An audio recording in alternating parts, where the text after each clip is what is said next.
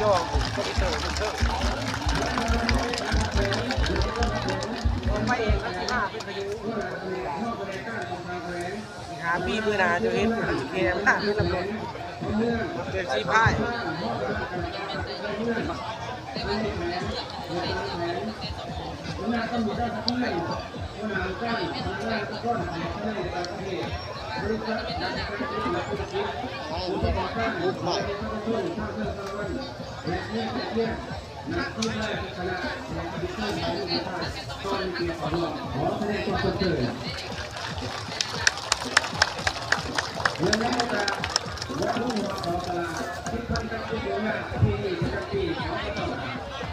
ที่เป็นธรรมชาติในประเทศที่งานของชาวเรือชาวบ้านที่ช่วยจัดการปฏิบัติต่อกันมาในทุกๆปี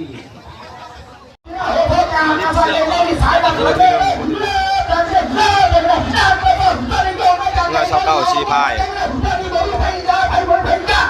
อยู่แข่งชาละวัน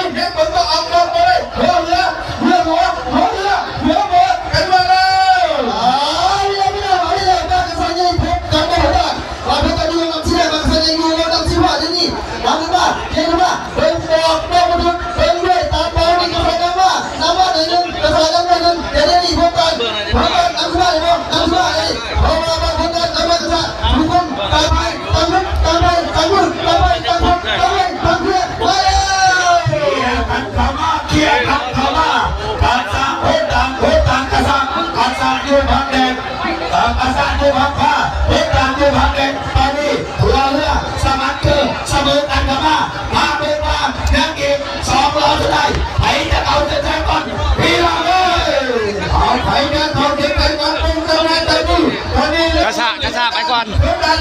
เริ่มที่เริ่มพักเริ่มแข่งเกมขึ้นมาชนะนับขึ้นมาในการทำการแต่เกมนี้เราภายในระบบในเรื่องนี้ตอนสุดท้ายเริ่มเบียดกันเข้ามาแล้ว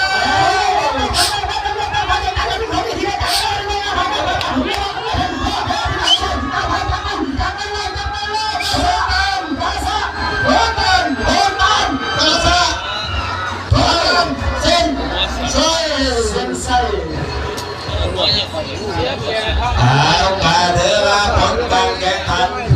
เราฟังมาสักเอาพร้อมกันรอคอยให้ทักอนุกรรมการด้านเส้นใจเราเป็นสมผลอีกอย่างที่เกิดมันไม่ต้องเกิดยาคุณก็เลยเอาไว้ได้ทุกอย่างอะไรไม่เอาไว้อยู่แล้วตอนนี้มาพบกันเพื่อเคยยังไงบอกเลยครับเนี่ยมาเมื่อนั้นนี่ที่กินเบียร์เอาเบียร์ของคนกินไก่เรื่องที่กินเบียร์นี่กันแล้วมันสารวัตรรับกันเดินเตี๋ยวลงสารวัตรมาแล้วมาแล้วลาวทำเสียที่เราทำที่แรกว่าลักษณะที่เราทำเสร็จพอแล้วนี่นักพากย์ชุดสีกันอยู่ทำเสียกำลังสองเป็นผู้เด็กผู้มันผู้ยึดเด็กพี่น้องผู้ระหว่างนี้ทำเสียพาแล้วลักสองกินพาแล้วตั้งขึ้นมาแล้วเป็นตั้งขึ้นมาแล้วมึงเสียตั้งขึ้นมาทีเดียวเป็นเลยลักสองเอาชูได้บ่ตอนนี้ก้าวเข้าล้อ3ระวังทางมึงสิกับก้อนลักสองตอนนี้ยังเบิ่งบอกมาถึงขันจอกกระบังน้ำเบิ่งน้ำกันพี่น้องเบิ่งน้ำกันระวังทางมึงสิกับก้อนลักสองตอนนี้เพื่อยังกูกี่ซื้อสิหนีกันบ่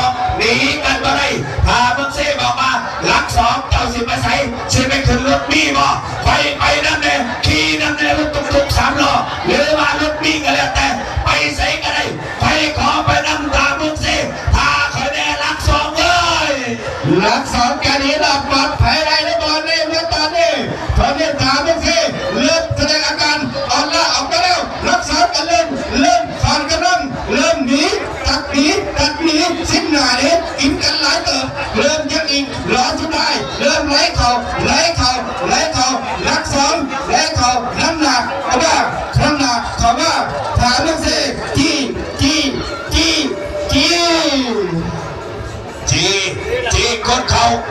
ก้นเขาถ้าบังซีบอกว่าเจ้าไปก่อนก็ได้เจ้าอยู่ใกล้คิวรถรอบหน้าว่ากันไปทันคอยได้เขารอบคอยสิควรเจ้าบ้านหลังสองพอกันรอบหน้า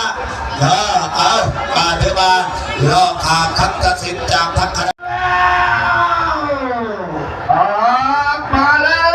ตอนนี้เป็นบริษัทการยังบอกก็ได้เป็นบอกออกบอกก็ถึงสองพันในนำเสดนน้ำแบบแตกกระจิงกระจายตอนนี้ปลาใหญ่ปลาน้อยปลาถึงปลาเพี้ยปลากุ๊บปลาลูกปลาปลาหยาดปลาขี่มะเขือเรื่องนี้ตายกันเป็นประทันให้นำมาพบกับครูนี่ครูยิงไงครูบิ๊กกันอีกคนหนึ่งแซมเก่ากัดจะหักษาแซมหรือว่าครูไม่จะทิ้งจำกันได้บ้านไก่เมืองนอกบ้านเศรษฐีบิ๊กไปเที่ยงลาวบ้านริมก่อนเมื่อคุบถนนบ้านคารัมเมื่อมาปีเริ่มจี้เริ่มคดีกันเข้ามาแล้วจี้กันทำไมอ่ะเขาสองเงาเมื่อมาปีดูแลรักที่แดงดูแลความชิลดูแลความชิลเดี๋ยวนี้เมื่อเขาสองเงาเมื่อเขาสองเงาเมื่อเราความชิลเดี๋ยวนี้ผู้ที่ชุดสีดูชุดสีดูพี่น้องเป็นบอกไปเดี๋ยวนี้ก่อนเข้ากันมาอยู่เป็นด้วยสายตาเป็นด้วยชะตาเรานำชิ้นบ้านนำขึ้นมาหน่อยนึงเดี๋ยวนี้เรานำชิ้นเป็นยังไงเดินขึ้นมาเจ้าเขาเดินเจ้าของเจ้าเรานำชิ้นนำขึ้นมาติดนำขึ้นมาติดกินกรอบเจ้าคนสิโร่กินกรอบคนสิโร่น้ำขึ้นมาแล้วเป็นยังไงพาน้องไปเลยพาเลยบอลขาเรื่องตอนนี้ระวังสัตว์จอมรักษายาเป็นสายน้ำเล่นน้ำขึ้นมาในน้ำของสาวงามเรียกว่าปีส่งเขาประกวดพบกับนิดก่อนบ้านเราเขาเราแซ่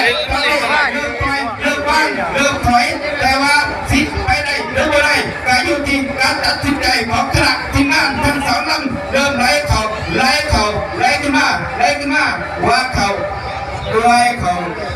ที่ไม่ได้ก็คือว่าทางที่ก่อนแท้ชื่อใจพ่อสุดยอดดีเขาเขาเซ็นไส้ทั้งสองลำเขาเซ็นทั้งเส้นทั้งสองลำเนี่ยสมราคาแซ่บเก่าสุริยะเทพทางพี่น้องเขาทั้งเมืองว่าปีบ้านบังคาดำก็ถือว่าเป็นอีกหนึ่งทีมทีมติงหวังว่าจะป้องกันแชมป์ได้หรือเปล่า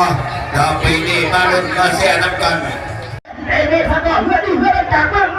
งนี่มาเริ่มหลับพวกอันถือว่าได้พวกเส้นเป็นร่วงพบกันที่ไหนเมืองจากระแสจากไปไม่ทันเริ่มนักพี่น้องมาแล้วกันพี่น้องมาแล้วกันแล้วมากระแสพบกับทีนี้สังกัดที่ไหนมาพบกับนี่สังกัดของเรานักที่หามากระแสอยู่นักที่แรกเราอยู่นักที่ว่าที่นี่แล้วพวกนี้สุดที่กันดูพี่น้องแล้วพวกนี้ยืนดูหัวตาที่ไปบอกมาไม่ได้เดี๋ยวนี้เอาหัวดึงขึ้นมานี่เข้ามาเข้ามาแล้วดึงขึ้นมาเตะเลยสังกัดมาที่ไหนเตะเลยสังกัดนำขึ้นมา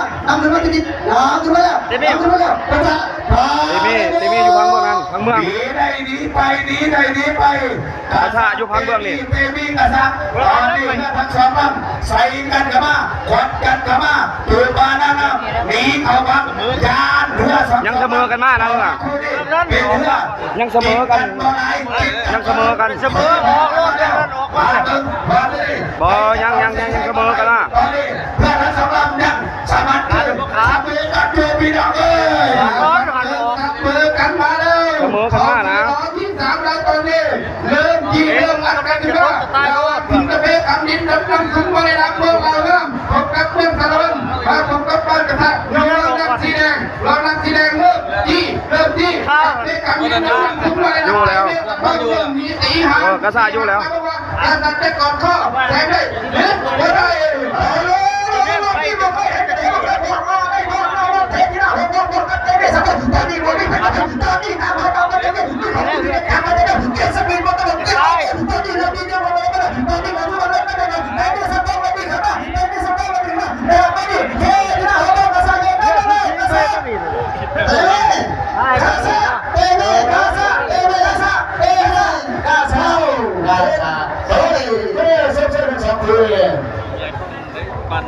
ระวัง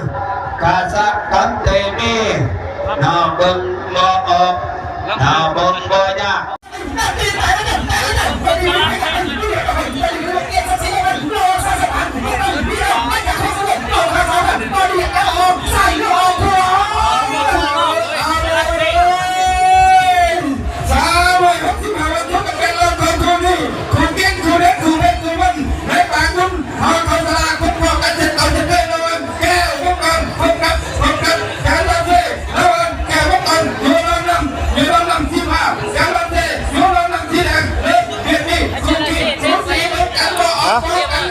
โอ้ของ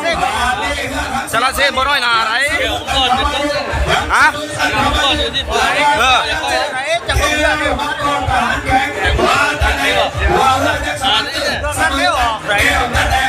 ยังเสมอกันมาเนี่ยฮะฮะ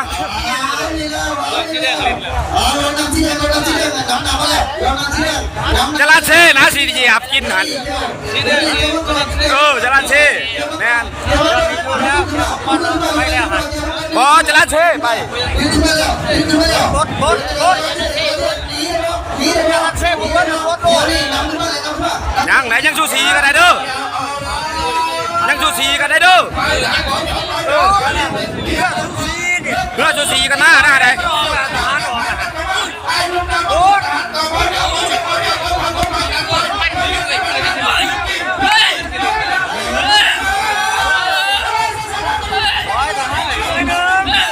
เอาเร็วว่าไม่ได้ไอ้เหือไหน